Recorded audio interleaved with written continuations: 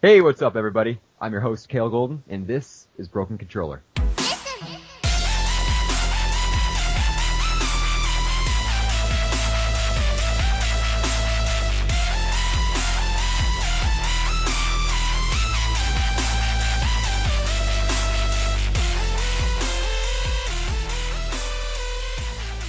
Welcome back, everybody, to episode 3 of the show. We took a couple weeks off of recording because life happens. But we're back at it again this week, so thanks very much for joining us.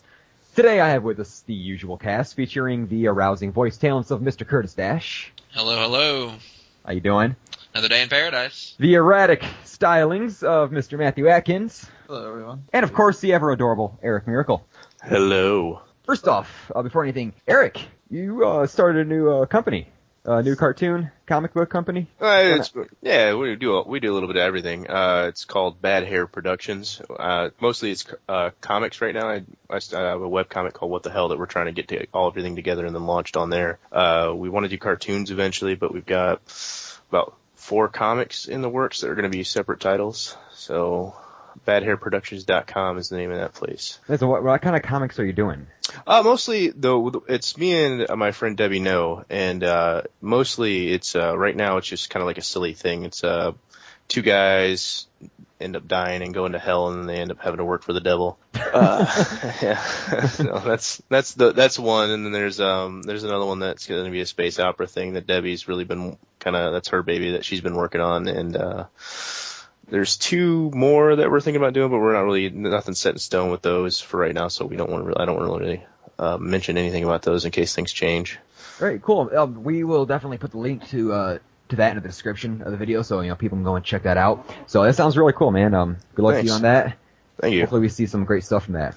All right, well, last time we talked, we were talking about more what we were looking forward to in the year 2015, and we had a really good discussion about that. We had a list of games that everyone was talking about, everyone was most excited for, and it just got me really excited for, this coming year in video games. This month is already jam-packed with games. We had Evolve come out just on Tuesday on the 10th, which I've been playing. I picked it up yesterday. It is fantastic. I love it. Then yesterday, we had Zelda, the Majora's Mask remake, and the new 3DS come out. Next Friday, I believe, on the 20th, we have The Order, PS4 exclusive. That looks very promising. And then on the 24th, we finally get a brand new Dragon Ball Z game, Dragon Ball Z Xenoverse, and that looks really cool. It's like a combination of you guys remember Dragon Ball Z Sagas? I don't know if I ever played Sagas. I played like the Budokai or whatever, a bunch of those ones and stuff like that. Curtis, I think you might remember it. I mean, it was on the GameCube and the original Xbox. It was an action-adventure Dragon Ball Z game where you would go through just the storyline of all 9 sagas. I thought it was really... Maybe I did play that. But it's not triggering there. Oh, man. It sounds familiar, but it doesn't. Maybe I'm the only one who remembered it then. I liked it, but anyway, that game looks really promising. I'm super excited for it. So, there has just been so much news in this last couple weeks that we're just going to do a show dedicated to that because I can't just fit it all into a 2 to 3 minute segment here. So first up, the new 3DS and Majora's Mask released yesterday. What do you guys think about that? I know that the new 3DS, it's released at a $200 price point. I believe they're dropping the price of the original 3DS and the 3DS XL maybe by like $20 or something. And then we got the Majora's Mask that came out with it today that looks beautiful. I've seen some video of it. I mean, so what do you guys think about this? I mean, because we were talking about remakes in the first show, and Nintendo seems to come out with a new iteration of the 3DS almost every year to every other year. Is this a good thing? Matt, you're, I think, the biggest Nintendo fan in here. What do you think about all that? Former Nintendo fan, I'll say. Former. Well, their handhelds, they're still pretty strong, and what they're trying to do is, to me, I think the every other year thing comes out good to do bundle packs with. So I don't know if there's any bundles going on right now with this Majora's Mask. Is there one? No. They're not even bundling a charger with the new 3DS. You have to buy it separately. Well, I take everything I said back. This is why I'm not a Nintendo fan anymore. No, I would say that, the thing with the remakes and all that stuff, I think this has been beaten onto a drum and everybody knows about the Nintendo's just re-releasing games, giving an update, putting them on the handhelds. It seems like, they come out on their consoles and then they spin in like an eternal life cycle on the handhelds as each iteration goes through. But we had the Wind Waker. We had the Wind Waker remake come out on the Wii U 2 years ago? 2 years ago? What was that one? Yeah, that HD remake for that. But we've had 3 Zelda remakes now before we've gotten a actual new Zelda. Well, I guess unless you count Hyrule Warriors, but who's counting? I guess we're going for original. I don't know. I don't even know anything I don't know. about the Hyrule Warriors one. Yeah, like I said, the new 3DS does not even come with the charger. And Nintendo says the people who already have 3DSs already have the chargers. So why would we package this one with And the it charger? says, okay, that actually makes sense because, I have like 5 chargers and I don't even own like a Game Boy anymore. Like, where the hell do these all come from? Yeah, I guess it makes sense. They said But that it's to not- cut down. I think it is kind of a smart thing if they have the chargers probably like, I don't know how much they are, probably $15. Oh, dude, not even. You can buy a charger from Nintendo's website, from the Nintendo store for under $10. There you go. So that's what I'm saying. It's not that. Yeah, it's I think it's not smart that big on a deal. It'll probably help their profits out. They've been struggling recently, so Right. not in the handheld market by any means, but hopefully they'll No. bring in Right. some additional revenue. Yeah, actually, I want to come back to that in a second, the handheld Nintendo thing here in a second, but I want to get this thought off my chest first. What I was saying, with the charger, though, I get that. I get that they're trying to cater to everybody who already has a charger and whatnot, but I don't have a charger. I want to get 3DS. So buy one for under $5 if you're going to drop $200 in the game. I guess. I mean, I'm going to have to order the charger online before I go buy the 3DS. I don't know. It's just stupid because the people who have 3DSs and they're going to upgrade, they're going to take their 3DS to GameStop, and GameStop's not going to take it without a charger. Either that or they're going to charge you $15 for a brand new one, and then you got to buy another charger, for the one for the 3DS. I mean, I don't know. I can see it on both sides of the spectrum, but I think they should have just added the damn charger in there. It's not that big of a deal to put it in there. And like you said, they're not struggling in the handheld department. Not handheld, but if they're going to try and make up for their lackluster console sales, then they got to try and pull in that money some any way they can. And this is probably I imagine it's probably pretty significant because they cut back on all that plastics and all the materials and stuff. The game cases are all staying the same size and shape and everything, but I swear every time I get a brand new game, there's just a little bit more of the plastic from the inside cut out every single time. Just more and more. But yeah, so regarding the handheld and the consoles, yeah, so Nintendo is definitely lacking in the console department ever since the hype of the Wii went down and then the Wii U came out and everyone just got so confused about it.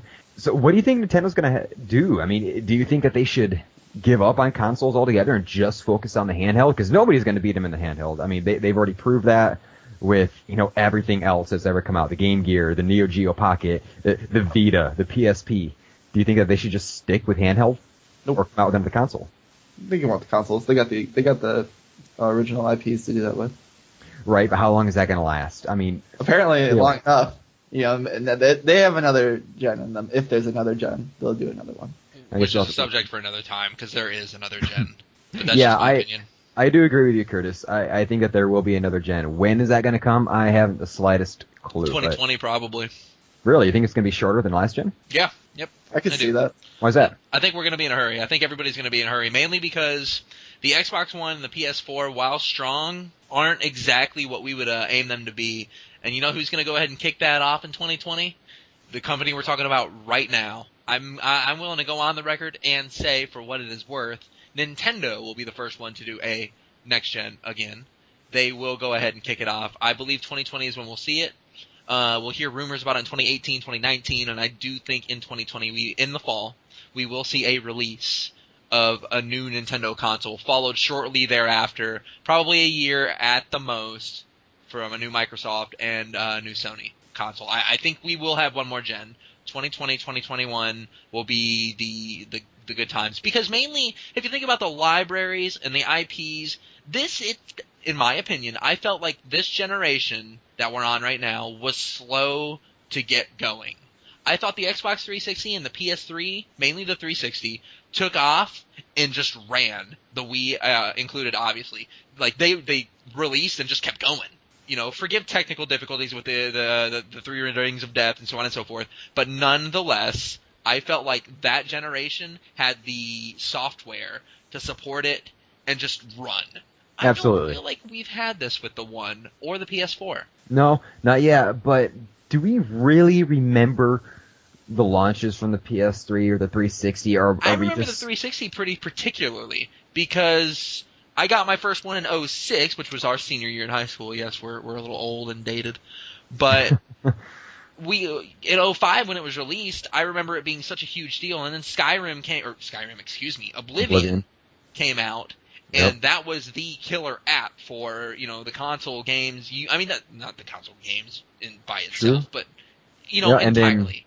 And then at fall 2006, we got the first Gears of War, and then in 2007, we got Assassin's Creed. Assassin's Creed, we got Mass Effect, we got Halo 3. Half-Life 2, didn't we? Was that? Or was that 06? I thought that might have been 05. See, in all this time, we had all these great games. I figured, let's go ahead and, while we've got a moment to go on a tangent very quickly, to rethink the launch. Let's say at the launch, the PS4 has Uncharted 4, a very beautiful game with an amazing story and a recognizable character right away. Let's say that Halo 5 launches with the 1.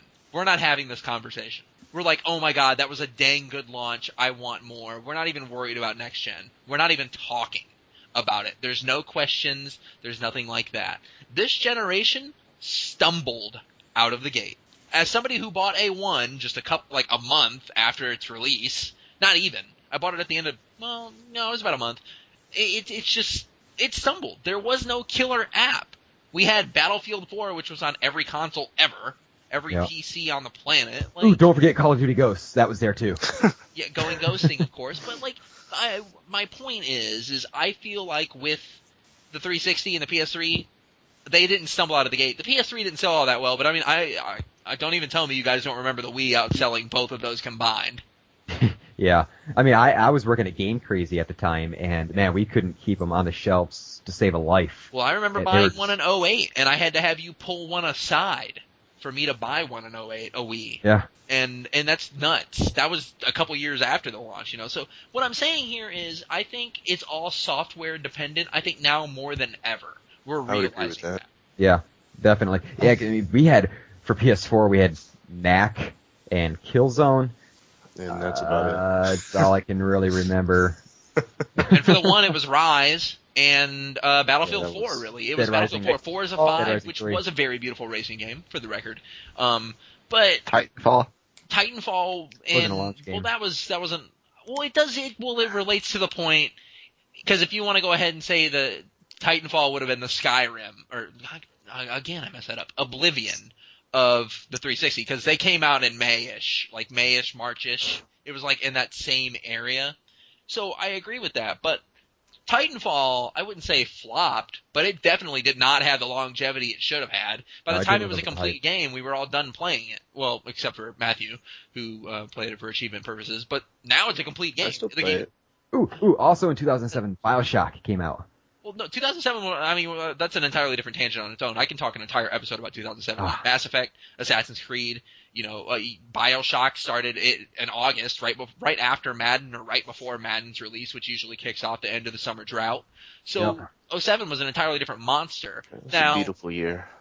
But we haven't seen a year like that since 07. It's almost 8 years, and the fall will be 8 years. We've seen years that all those games are released, but they're all terrible now because you got Assassin's Creed, Rogue, and I think you're missing my point. I know. I'm just. No, I see your point. There have been years since 2007 where I've said, "Oh my God, this year is just as good as 2007." But the difference is that I just sat here and named up all these games that came out in 2007. I can't name any games that came out in any other certain years and the years that I proclaimed was just as good as 2007. I don't know what those years were, and I don't know what those games were. That's the point. Oh, yeah. Okay, yeah, you're right. Yep, definitely. So, with that being said, back to the original subject of the consoles and Nintendo, I want to jump back, if you don't mind, to Nintendo being just going handhelds only. I think, personally, they should. And here's why. I would love for them to put 150% behind a handheld. Well, we've seen what they can do when only putting, let's just be honest, probably 50% behind it. There's no way it's just 50.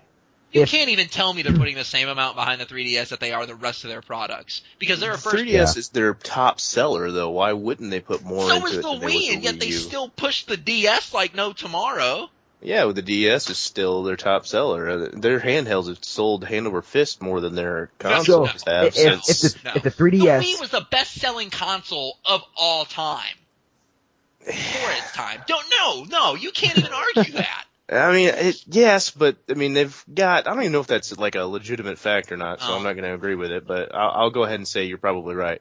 If Nintendo brought out a 3DS, they backed it just like they're doing, with the 3DS now. They came out with the 4DS for namesake, their next gen 3DS. No, it's called the new 3DS. Then the next new 3DS. Oh, the new. Yes, okay. The next handheld generation down the line. If they put that power they're doing that they've always done with their handhelds behind that one, but gave it the graphical capabilities as the Vita or better. Yeah. Well, it would cost more. Yeah, well, yeah. Right, but if they're only focusing on the handheld. Well, see, Who's they bought all their rights and patents and all that stuff for all their emulators and whatnot, didn't they recently? They did. So doesn't that kind of bode well for Android, maybe? Hopefully. Just saying. And Nintendo always said that they would never get into the handheld market, but that's the way they're looking. But money. Yep, that's what they're looking like they're doing right now.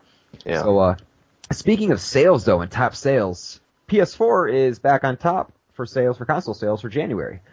Finally beating out the Xbox One, who was top of console sales in both November and December for the Black Friday and the Christmas holiday sales. The price had dropped down to $350. Now it's back up to what is it, $450? But for the Xbox One, probably. Yeah, $400. Okay, so it's the same price. Yeah, for the holidays it was $350. Came packaged with both Assassin's Creed 4 and Assassin's Creed Unity. I think that there was another package out there too. I can't remember which one it was. But there was a Sunset Overdrive one. I believe that one dropped down to $352. Is the white Xbox One. But everybody thought that here it comes. The Xbox One's taken off. It's finally going to get better than the PS4, and it looks like that's not the case now. Do you guys see this trend continuing? The PS4 is back on top. Do you see that? Keep going. The PS4 is going to continue to lead in sales. I think the bump in sales was mostly to do with the drop in price. Exactly. That's what I was thinking too. I mean, so what would it take for the Xbox to get that number one spot again and keep it? Halo 5. Yep. Yeah, when Halo 5 comes out, it'll do it again. Almost guaranteed. But keep it. Keep Halo it. 5. Time.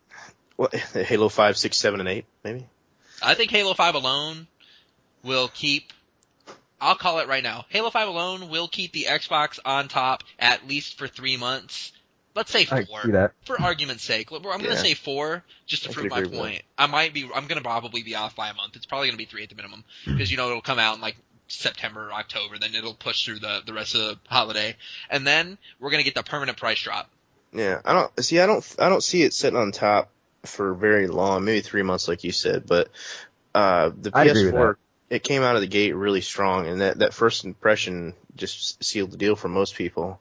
For me, because I was kind of on the fence at the beginning, and I really wanted the PS4 because I was tired of all the Xbox stuff and all that nonsense, and then they did their press events in E3 or whenever they did them, I can't remember. Yeah, and just botched it. Yeah, and they just ruined it. Exactly what you said with first impressions. The first impression that we got for, the Xbox One was that awful Xbox One reveal where, we were online, always online, Madden, Call of Duty, and all right.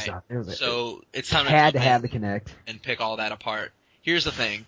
Uneducated gamers, like what you're mentioning, will go ahead and continue to go back to that E3 press conference. Here's the thing. Microsoft has tried to change crap. I'm not saying that. I'm just saying first impressions First matter. impressions, right? First impressions. Right. I completely understand. But if you're going to base everything off of first impression, you're obviously uneducated if you're a gamer. Not you guys. You guys, I don't mean you. Well, I just mean for my point, I'm using you, which is not good, but it gets... Well, yeah. Honestly, I do think that your first impression matters when you're meeting someone or anything, really.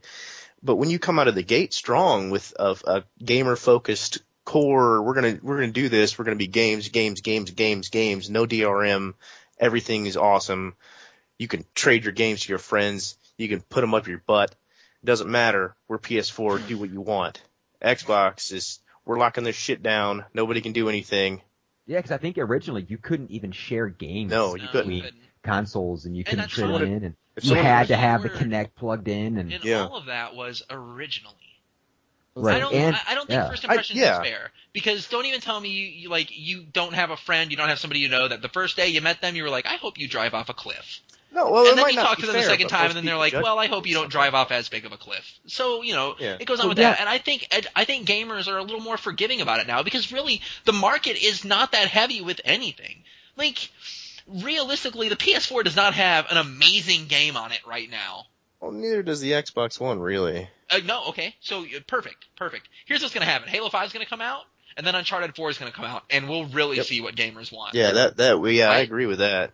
Definitely. But then the I Xbox think- One's also going to have Tomb Raider to For counteract starter. the Uncharted. I thought PS4 was going to be getting Tomb Raider as well. It's a timed exclusive.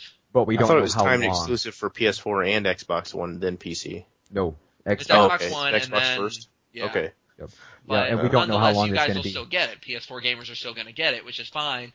And that's the thing. I really feel like uneducated gamers will be like, well, I remember the Xbox didn't want to do anything at first. They didn't agree with it, so I don't like them. Really? Okay, you're a moron. Well, yeah. You guys, and I really hope that anybody listening would have the IQ of something higher than a duck and do education. Maybe two take ducks. a look. Do education. Yes, exactly. No, Do take a look education. and really give whatever you're going to do a shot. Don't be stupid about it. Before you buy anything, you should look into it a little bit rather than just be like, "This one's my favorite litter." But I think the majority of gamers do exactly what you just said. Not Yeah, PC that's gamers; true. they're a little more picky. But I think console gamers are like, that one's orange. I like orange. I'm Well, I buying think another- orange. I think another What? thing You is, chose the blue? We are enemies now. Yeah, exactly. If you Well, want I proof, think- go read the IGN comment boards. My God. They can turn any article about anything into a console flame war. It is Oh, yeah, awful. yeah, yeah, yeah. It's ridiculous. Well, I think honestly, it really all depends on what all your friends are getting. Oh, I'm gonna that's buy a Exactly. PS4 too. Exactly. And that's actually a big reason why I got my PS4. If everybody around me was getting Xbox Ones, I would have got an Xbox One. Yep. I think that, and that's just shows their interchangeability, really, because they're a rectangle that you play. Well, I think technically one's a rhombus, but that you play games on. A rhombus. What? The PS4, I think, is a Oh, rhombus. it's like a pencil eraser, not a pencil eraser, but like those long. Yeah, I think that's technically called a rhombus, if Is I'm it? not mistaken. I could be wrong. Oh, I don't know. I didn't know it had a name. Yeah. Anyway, so Halo 5 comes out, and you guys think it's going to put Xbox One on top. What if Halo 5 ends up turning into Halo 4, where it's hype right before it comes out, and then a little bit of hype after it's come out, and then it just a cliff fall. perfect. It just kills it. No, I have the perfect counteraction to that. How much have you really heard about Halo 5 in the past, 3 months? Not You had much. the beta, right?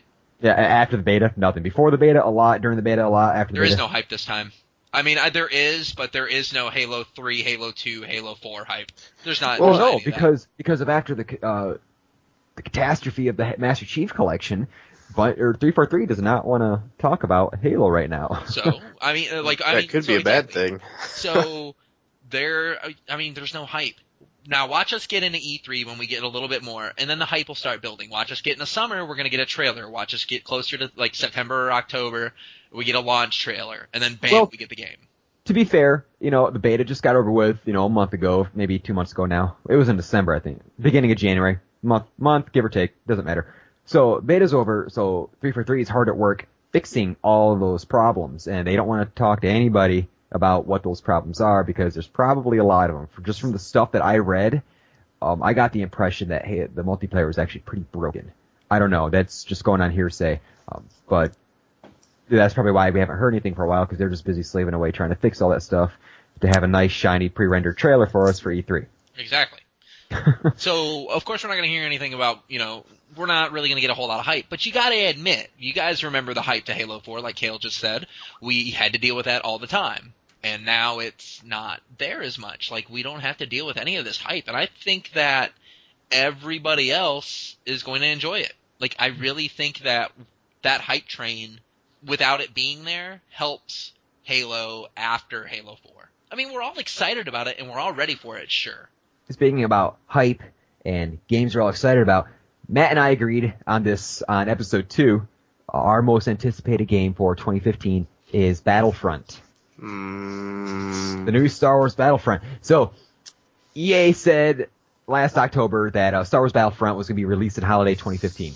Mm-hmm. Last week, they confirmed the game would be out before Christmas and would actually align with the Star Wars movie rollout. And it was really cool is that I heard that they're going to be, it's going to take place between 4, 5, and 6. You're going to be playing all the major battles. That's not what I heard. With a little bit of the pre-sequel. You'll be playing some of the Clone Wars and then the beginning. Yeah, there you go. Yeah, and then the whole saga. Yeah, but they're very light on the pre-trilogy. Yeah. Cause the Clone Wars and then the just that space battle at the very beginning of Revenge of the Sith, I think is all you do, or that's at least all they've announced so far about that. But they said almost every single major battle from 4, 5, and 6, and then the end of the game is actually going to be a lead up to Episode 7, Force Awakens. It's going to be a gap filler between 6 and 7, and I'm super excited about that. But I know a lot of people are afraid that this is just going to be Battlefield with a Star Wars skin covered over it. You know, I'd be almost fine with that. I mean, that's kind of what Battlefront was to begin with. I mean, that's what it turned into. Battlefront, they were kind of awful shooters. They were fun, but they were terrible shooters. I don't know if I would have enjoyed Battlefront as much if it wasn't Star Wars. Yeah, exactly. I mean, realistically, it's made. I don't know. To me, it's kind of copy paste, but whatever. That's my opinion. I don't know. I don't think that the first two Battlefronts were anything like Battlefield, but because it's DICE working on this, it could be. I mean, which is not a bad thing. I don't think it's a bad thing as long as it's not a perfect clone. Just copy and paste. If it has elements. Yeah. From like the sniping would be kind of cool, but then again, I guess it wouldn't make sense, to have like the bullet drop and wind resistance stuff because you can be shooting lasers and not bullets, and you need space. Well, I mean, you could be shooting bullets if you're a troop of sand people snipers. That'd be cool. Yeah. Oh man, they're gonna have those? No, I don't think they'd have those because I heard you're gonna have the Republic and you have the Empire. Well, you never know what kind of crazy shit they'll do. I mean, I think it would be really cool if they did. If they just, it would be cool if they made a Battlefield game, Battlefront, but like put a Star Wars twist on it, and then you could do all the crazy stuff, like you could do in Battlefront, but with Frostbite. It'd be really cool, I think. EA has said that they're going to aggressively push DLC. Aggressively, they're going to be knocking on your door with a DLC Bible. So. How does that make you feel? It depends on what it is, I guess. If it's just like, you can buy new boots for Princess Leia's dancing avatar or whatever, that's different. If they're going to do maps and all kinds of crazy crap that you got to pay like $15 a pop for, I don't know. But that's kind of the way games are going now, so you got to roll with the punches, I guess. And Matt, you agreed with me that, Battlefront was your most anticipated game for 2015. So what do you think about all this? That was just announced. I just want to run down battlefields as General Grievous and lop some soldiers' heads off. That's all I really want to do. If the game can deliver that. It's a simple yet beautiful dream. Just get the helicopter arms going. Yeah, exactly. I'm a simple gamer. Just give me lightsabers and a kick-ass character from Star Wars and turn me loose on the field. I'll provide my own sound effects. That's really why I'm so excited for this game. That's why I like the original Battlefields. Battlefronts. Just go forth as Sith, ex-Jedi, and just be a badass. And this is one game I'm really hoping that the hype doesn't destroy. I just really hope this game is going to live up to everything it's been talking about. So I haven't heard too much about it, though. I mean, there's been bits and pieces here and there, but it's not been crazy blowing up with Battlefield, or Battlefront, rather. Yeah, I mean, this was the first piece of news we've heard in a while. Yeah, it's been at least a month or two. Which is good, and I like this. I don't want a game that's going to be coming out in 2 years to be shoved down my throat every other week about new updates and they're going to be doing this, they're going to be doing that. No. Just tell me every once in a while, because by the time the game comes out, I'm going to be sick of hearing about it. Yeah, exactly. And then what's going to happen if your game falls flat? You just wasted 2 years of advertising, and it just, I don't know. Spend more on advertising than they do making the game. Yeah, so I'm really hoping. I mean, from what I've heard, I'm super excited for it, and especially that lead up into the Force Awakens. Yeah, that'll be cool. Yeah, EA also announced a new Need for Speed game. Last year was the first year in over 10 years that we didn't get a new Need for Speed game. It's been a yearly franchise God, since Underground? No Yeah. clue. Yeah. Yeah, because Curtis, I know you were big into Need for Speed. Back then. Oh yeah, I loved Underground. Underground 1 and Underground 2. Underground 2 was so much fun. Yeah, or was it most one Hot Pursuit? I think it started with Hot Pursuit, then Underground, then Underground 2, and so on and so forth. I think that's the way it went. Yeah, so we're finally getting into one next year. Did either of you guys play Rivals? I did The not. one that came out 2 No, weeks I ago? haven't either. I think it launched with both the Xbox One and the PS4. That's actually the best Need for Speed game I have played since Underground. I might have That's personal taste, I guess. Anyway. played that a while back, but I don't think so. I think the last one I played was the original Hot Pursuit. Well, the Hot Pursuit that came out just not too long ago was actually a very good game. It was, I'm not really big I on won't say racing it's a games either. perfect racing game, but it was pretty close to about as good as you can get for an arcade racer. Yeah. So you guys all love, and everybody has played Borderlands 1, Borderlands 2, and then we got the Handsome Collection coming out for the Xbox One and PlayStation 4 next month. I think it's on the 24th. I think we talked about it in the last show. It's going to consist of Borderlands 2, all of the DLC, and the pre-sequel, and plus including the season pass, including all the stuff that hasn't come out yet.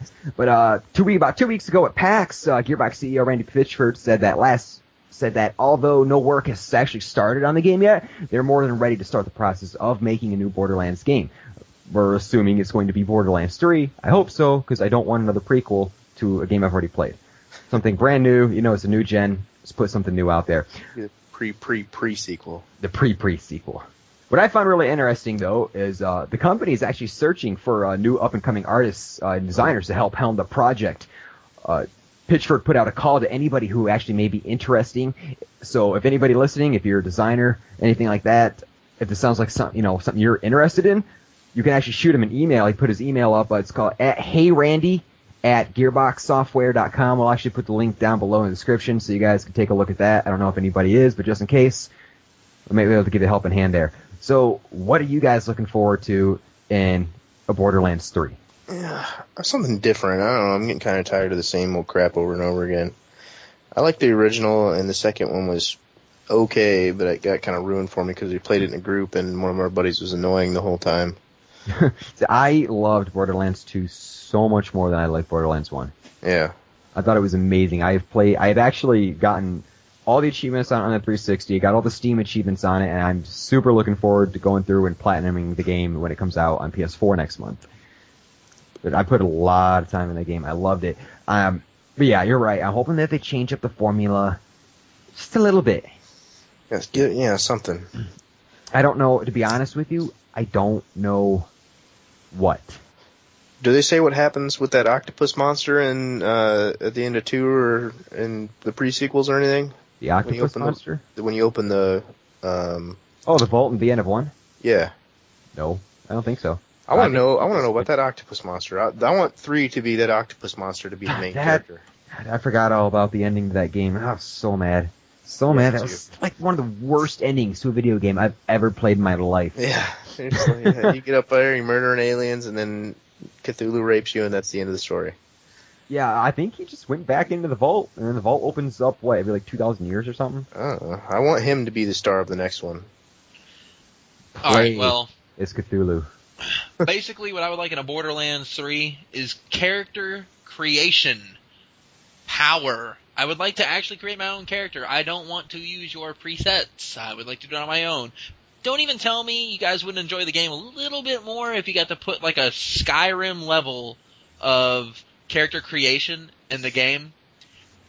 And you got to work with your shooter, you're a player. You created him. You chose the voice for him from the ground up. You did all of that. That would be really cool. Also, let's go ahead and make this a little more MMO. Sure, have the 4, 1 player, 2 player, 3 player, 4 player, but let's go ahead and, make it a little more integral. Let's go ahead and make it, 50 players, 100 players, something like that. Destiny. Yes, if they could take the Tiny Tina DLC and then somehow make that into an MMO, that'd be amazing. Well, Why is everything got to be an MMO now? Because MMOs are amazing. Well, I just said that. It's not like you can't play Destiny on your own. Granted, I know, but I mean, you just gotta. It's kind of annoying. But like the thing is it doesn't have to be an MMO. But I mean, give me the option. Borderlands 2 would have been 3 times the game it was as if it would have given me a character creation system and the ability to play with more than just 3 people. Curtis, I do agree with you on the character creation. I would love to see that. But you gotta admit that all the different Easter eggs and stuff that they had in that game were cool. Like the suits. I mean, they had a Joker suit, they had a Batman suit, they had the turtle skin. I keep saying suits, but I mean skins. Yeah, Ninja Turtle skins. And that's fine. I thought that was real cool. That, but no, also with yeah, the character creation system, people will create that crap on them or their own. Like it's not right.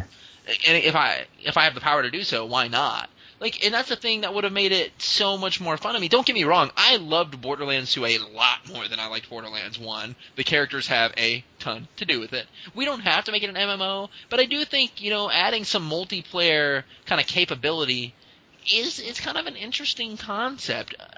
Not necessarily a deathmatch or something, but I want to play with like 6 or 8 people.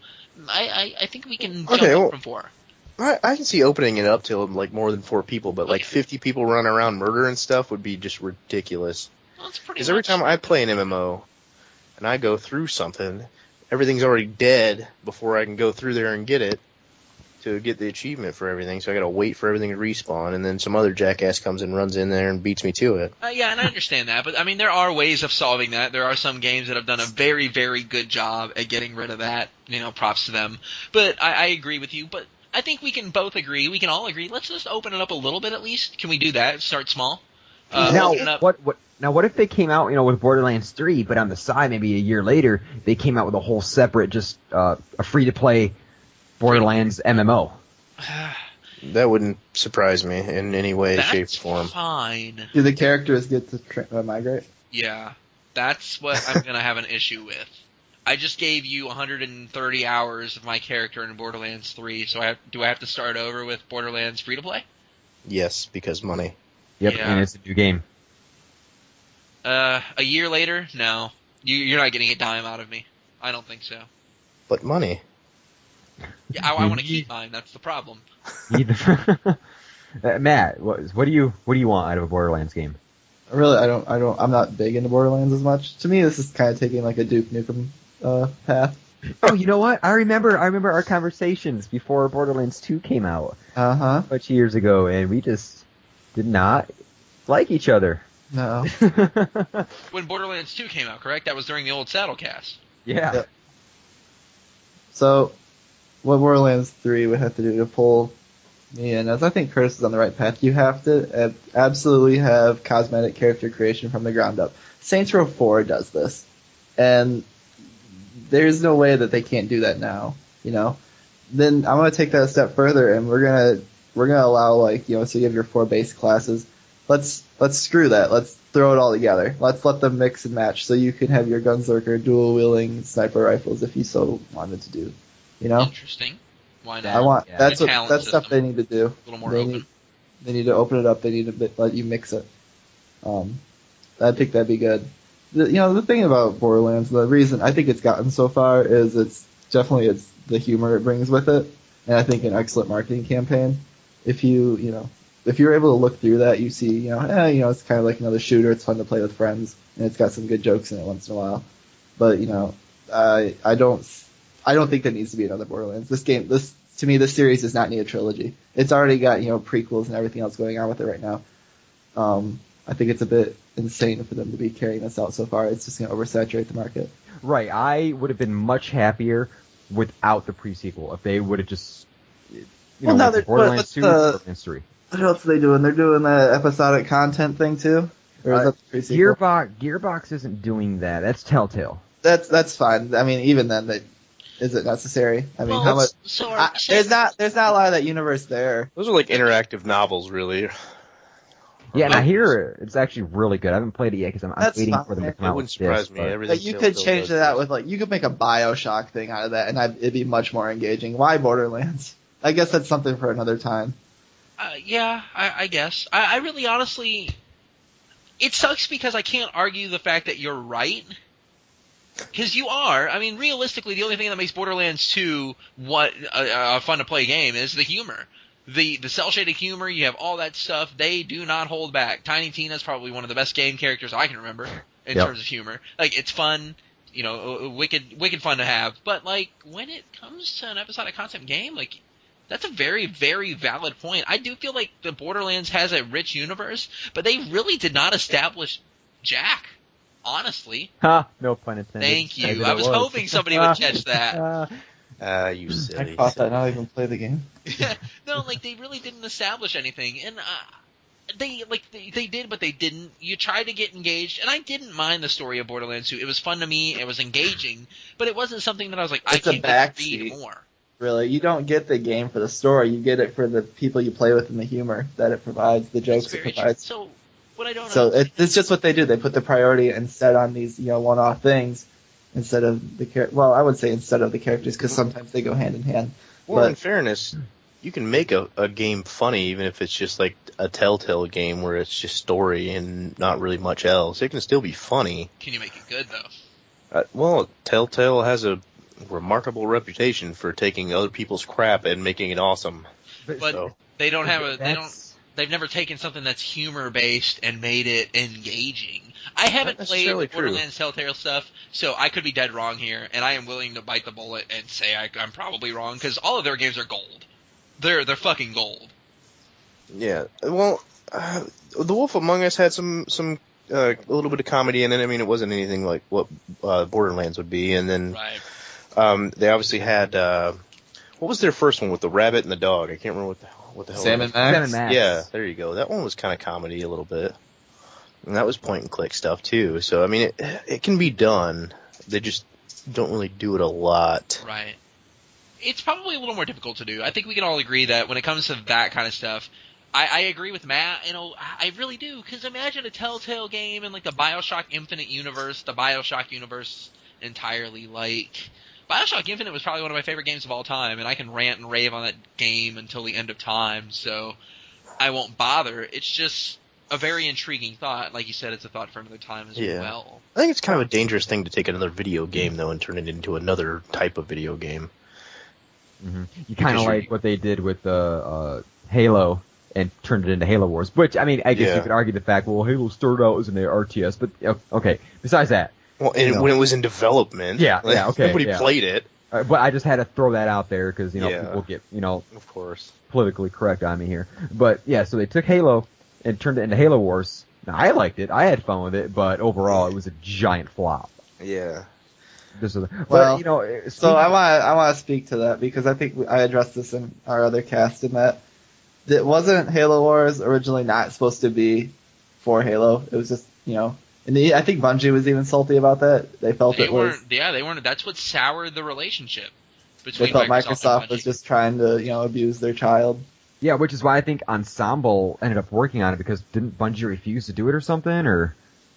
I knew that I thought that they asked Bungie, and Bungie was like, no. And they're like, all right, hey, Ensemble, do you want to do this? And then they closed Ensemble. Like, it was... Yeah. I think Bungie... I don't think Halo is a fair example to use in this as well. No, because it's a unique case. It's a very unique case. Because I think it's weird that we all agree... Halo Wars was a fun game. It had a brilliant story for a I liked Halo game. It was fun to play. It was a very basic RTS. It had its rock, paper, scissors thing. Completely content with that. Matthew put way more hours into that game than I did, but it's still a good game. I loved playing it. I loved playing it online with a friend. The thing is you're absolutely right. Commercially, that game did not make a dime. Realistically. I mean, it did, but... Yeah. Like... Well, I was in where was I? I was in a Walmart in Phoenix maybe about a year and a half ago, and they actually had the collector's edition of Halo Wars behind the glass case at the games section back at Walmart for $80. Yeah, I mean, well, how many... The collectors. Let's go ahead and remember, like, how many Halo Reach collector's edition do you still see? Because I for one have seen a ridiculous amount. Still. Yeah, I still see them. Florida. Like, they're everywhere still. Like, really? They probably make copious amounts of them. Yeah. I mean, and that's the thing. Like, I know that's a different subject for a different time, but, the point still stands. Back to what we were saying when it comes to Borderlands 2 and Borderlands 3, what we want to see of Borderlands 3. Matt, we're all pretty much agreeant. But Eric, you really haven't said a whole lot on the subject. So I'm kind of curious as to where you stand with a Borderlands 3. Like, what would make you play a Borderlands 3 happily? It would have to be good again, really. I mean, like, I didn't mind to, but I think the people I played it with really soured the experience for me. No offense, Kale. Wait, I played it with you? Yeah. Borderlands 2? Yeah, it was me and you and Zach and Alex would not shut the hell up so I could hear what was going on. And we told him to shut the hell up several times, but I got like maybe a quarter of the way through the game, and I didn't know what was going on. People were talking about butt stallions. I was confused. I just gave up. I got mad and gave up on it. Butt stallions. So, I mean, I know a little bit more than what I'm letting on, but Alex kind of soured the experience for me. So, I mean, I guess it would have to be kind of I would like if a Borderlands 3 to be kind of like a standalone thing, like a different thing rather than something that builds on its previous accomplishments, I guess.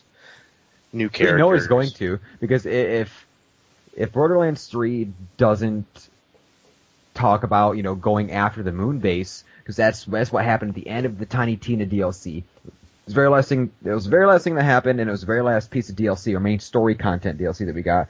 They come up saying that they had beaten the Hyperion soldier and got like the codes or something to the moon base, and then it ends. If that's not what Borderlands 3 is about, there's going to be an uproar. Because that's what everybody wanted out of the pre-sequel, but that's not what we got. We got the pre-sequel. You know what I mean? So, I don't know. I would like to see that. I want to see the story continue on, but Curtis, I couldn't agree more with you. I want to see customer characterization. Customer characterization. Custom character customization. Customer characterization. Words. I mean, that's fine too, as long as they tip.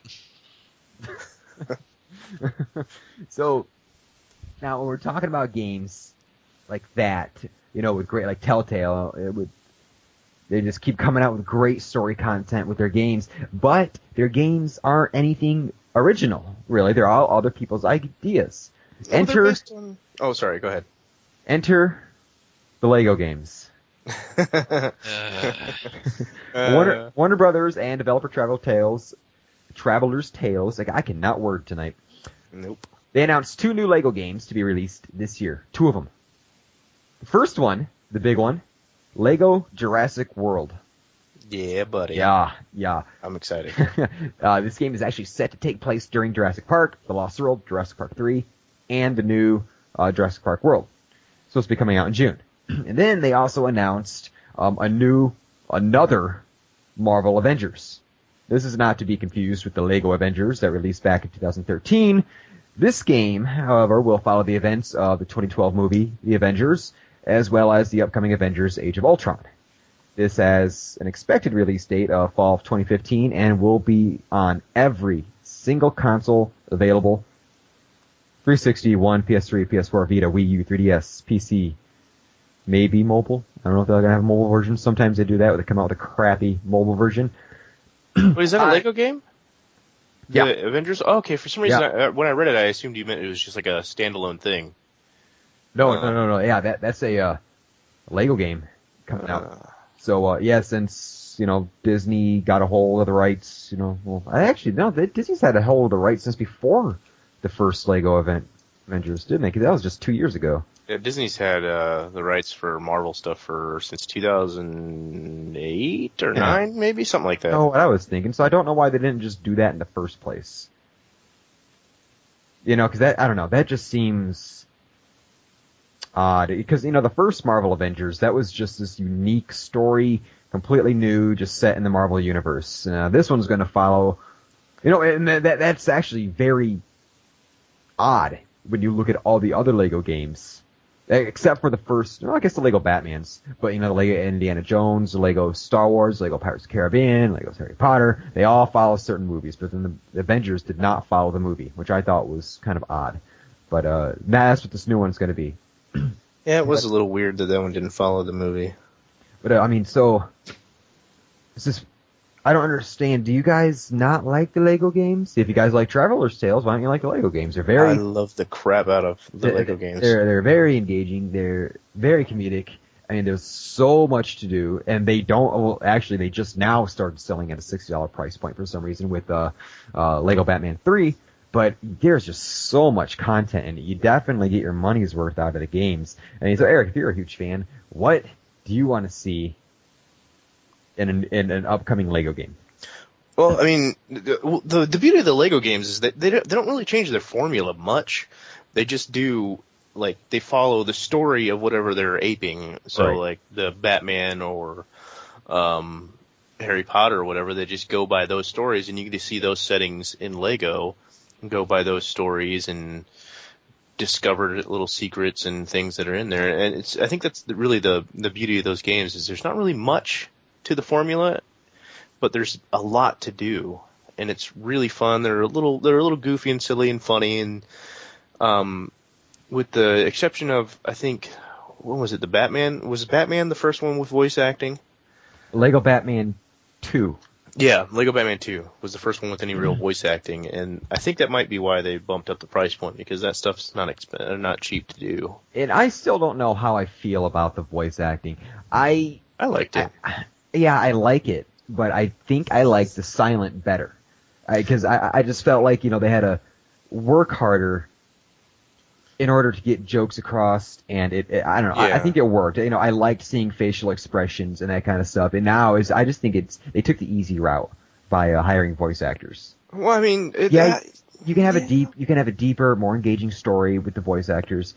I don't know, they're just personal preference. I just liked it, but since, we've already crossed that threshold, it's never going to go back. No, I mean, I think the original games, like the Lego Star Wars, the trilogy, and all that stuff, I mean, they were good and they were funny and quirky, but I think they were a little bit too goofball, slapsticky humor, and now you can actually do a little more, and they're still kind of slapsticky humor. Yeah, but you can I do like more. that.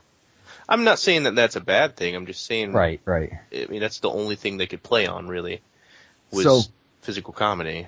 So what franchise would you want to see be put into a Lego game? And if I had to guess, you would pick anything, Eric. It would be Aliens. That would Lego, be cool. Lego Aliens. That would be awesome. I don't know how you'd play that though. That'd be a little hard to do because Alien's supposed to be this big horror genre, So I mean, the first one anyway. I think Sean would like that too. I think yeah, I Sean think would so, finally too. play a Lego game if we just got a buddy who's just super into Aliens, just like Eric is. I think he would finally play a Lego game and get into it. I think if they did Aliens, like the second one, it would play a lot better than if they tried to do the first one. Well, I'm sure they would do the whole trilogy. Yeah. Well, let's hope not, because 3 was terrible and 4 was kind of terrible. And I think was there's a a 4. 5. Then let's just stick with the. Well, but Yeah, it's the first 1, two. 2, Let's go 1, with the 2, first and two. 1, 2, and 3 follow the same almost just tight knit. Well, it's Storyline. Ripley's into all of them, but I mean, the third one, she like crash lands on a prison planet and it gets super weird, and Right. it's weird. But they're not. I mean, they're not horrible movies, but they're not 1 and 2 by any means. Curtis, So- what franchise would you want to see in a Lego game? So I've been sitting here thinking about it. The minute you said that, I was sitting here and I was thinking about it, and the very first thing that came to mind that was easy was Halo. But I'm going to go out on a huge limb, and this is not going to work, but I would love to see it done right. And I'm not a big Lego fan. You know me. I'm not one of the Lego guys. I'm not by any means. But if you can Lego-ize, I guess? Lego-ize? Lego-lize? Lego-ize, if you can make Final Fantasy VII a Lego game. A Lego Final Fantasy VII. I'm just saying, a Lego Final Fantasy. Wait, what did I If you say? can pull that off, Nothing. Lego Final Fantasy 7. you've got okay. me. I just think it's that kinda would funny. be fun. It's a funny thing to think about because, of course, they're going to put their own spin on it, and all these monsters are going to be more comedic. The story's going to be a little more lighthearted, and all that stuff. So you can't tell me the thought isn't a little intriguing. I don't know if I could get my rocks off to a leg of Tifa like I could with regular Tifa. Yeah, I mean, And that's all we have for this week's cast. yeah. Right? See you later, folks. I think I missed the opportunity for a golden joke when the Halo thing. I was gonna say Mega Bloks would have to make a game for. Mega Blacks, Call of Duty. So Matt, what franchise would you want to see as a Lego game? Duke Nukem. It doesn't necessarily have to. That Oh, would be I awesome. should have mentioned that. It doesn't necessarily have to be a video game franchise Year or whatever. Do a Lego MOBA. How about that? Bedonia has it. A Lego MOBA. Do a Lego MOBA. God. I'm pretty sure they've already got stuff like that. Like for Do another one. I want Plants vs Zombies Lego Edition. There we Yes! go. I want them to remake Lego Island. I want Pokemon Lego. I want to catch like Pikachu all Pokemoned up. Like, yeah. Oh man, that'd be cool. And you would have to collect all the different pieces of that Pokemon to actually catch that. Fucking kidding me. That would be so cool. They kind of did that with Minecraft. There's a Minecraft mod for Pokemon. Excuse me. There we go. Lego Minecraft. Why don't we do that? All right, Yeah. guys, podcast over. I gotta go play this. That's what I want. I want Minecraft in Lego form. That's basically what Minecraft is Legos. So I mean, there's Pokemon Minecraft mods. So have at it. There we go. Game's Minecraft already made. Lego. It's done. I You can put the blocks on the other blocks. I kept thinking every time I'm sitting here thinking about what I wanted to see. I was like, oh, Lego Batman. Oh wait, no, they did that. Lego Lord of the Rings. Oh wait, no, damn, they did that. Lego Star Wars. Oh damn, that was the first one. I want to see a Lego Elder Scrolls game. I think that'd be pretty cool. That'd be intriguing to see. They're just gonna do Lego everything. They're gonna do Lego The Sims. That'd be all right, actually. I'm just sitting here pondering that. Yeah. That'd just be weird. Make anything Lego and I'll play it. I love Legos that much. Yeah, I don't even I'm care down. what it is. I'm down for that. I have every single Lego game made. Well, it's of the Traveler Tales Legos, not the like a little kid Are you like the telling me you don't have Django. Lego Island? Not anymore. Lego No, Island was a terrible game, I know, but it was beautiful when it you was were so 10 good years at old. the time. Yeah. All right, guys, that is all the time we have for today. So I want to thank you guys very much for joining us this week. Next week, we're going to be discussing RPGs, where they've been, where they're going, and talking about our favorite moments and some of our most beloved RPGs. I love RPGs, and everybody here does. Indeed. So we're going to be talking about some of our favorites, and I'm super excited for that show. So that's going to be a good one. We're going to be able to talk a lot about that. So please make sure you rate, comment, and subscribe to the YouTube page. Like us on Facebook at facebook.com/Broken Controller Podcast. And don't forget to visit us on our brand new Stitcher page. Yes, we got approved to have the show put up on that magnificent platform. So now you can conveniently take us wherever you go. The link to the Stitcher page is down below in the comments. As such, we also have a SoundCloud now. For those who prefer that, you can follow us at soundcloud.com/broken-controller. So thank you guys very much for joining us, and we will see you next week.